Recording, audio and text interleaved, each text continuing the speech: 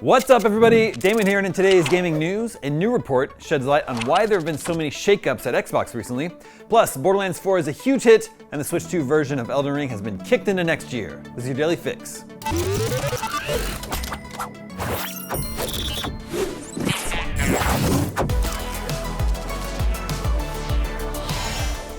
A new report has shed light on the goings-on at Microsoft, which has allegedly pushed Xbox studios to deliver a 30% profit margin, much higher than the industry average.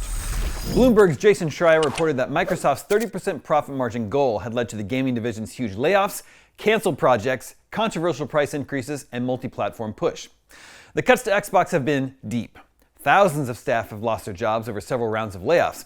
Games such as Rare's Everwild and the Initiative's Perfect Dark reboot were canceled after years of development. ZeniMax Online Studios' game Project Blackbird was canned, leading to mass layoffs. The Initiative was also shut down. Last year, Microsoft closed Redfall developer Arcane Austin and Hi-Fi Rush developer Tango Gameworks.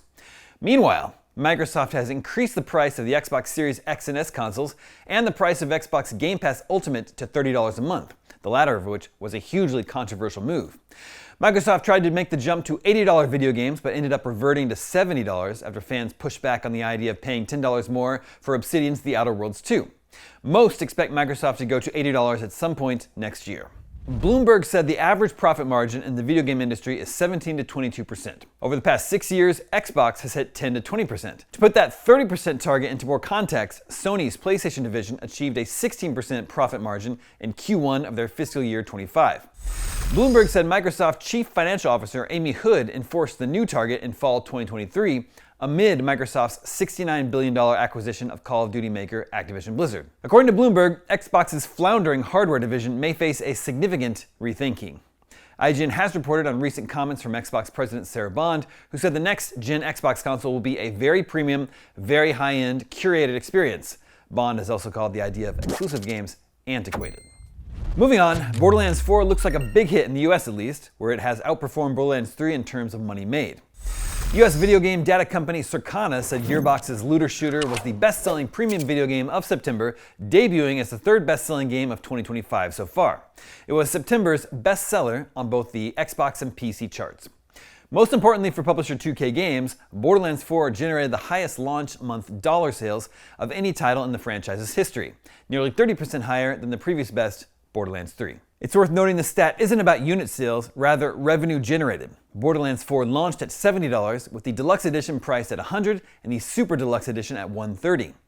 At its launch in September 2019, Borderlands 3 cost $60 for the Standard Edition, $80 for the Deluxe, and $100 for the Super Deluxe Edition. It's also worth noting that Borderlands 3 was a PC exclusive to the Epic Games Store for 6 months after its release, whereas Borderlands 4 launched across PC via Steam as well as consoles.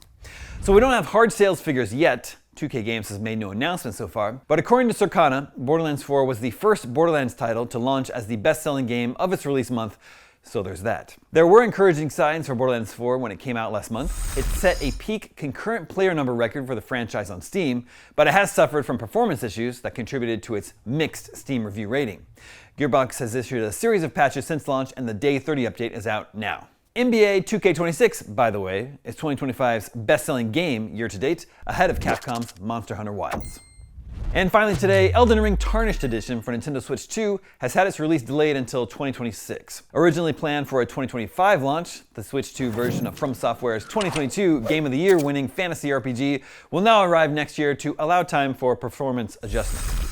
This new package of the base game plus its Shadow of the Erdtree DLC was due to land on Nintendo's new console sometime this year, but the studio has now pushed it to presumably focus on the technical concerns that have been raised by those who have played it in its pre-launch state. This is something IGN has first-hand experience of, having called Elden Ring on Switch 2 a disaster in handheld mode after checking out at Gamescom a couple months ago. We noted that frame rate drops were significant when turning the camera while exploring outside of the tutorial area, and this, combined with the confusing button layout on Switch 2, made combat confusing and exploration fairly dispiriting. We don't yet know when in 2026 Elden Ring Tarnished Edition will arrive, but let's hope it's in a much better state when we get to see it next. And that's your Daily Fix for Thursday, October 23rd. If you're looking for something to play right now that helps support a great cause, head over to Humble. Live now through November 4th, grab 8 incredible games for just $14.99, including Atomic Heart, V Rising, System Shock, Story of Seasons, Pioneers of Olive Town, Cryptmaster, Pharaoh A New Era, Hotel Renovator, and Caravan Sandwich. Every purchase supports the Whale and Dolphin Conservation, the leading global charity dedicated to protecting whales and dolphins through research, rescue, and advocacy. By joining in, you're not just building your library, you're helping create a world where every whale and dolphin is safe and free. I'm Damon Hatfield, and for all your video game news, stay tuned to IGN.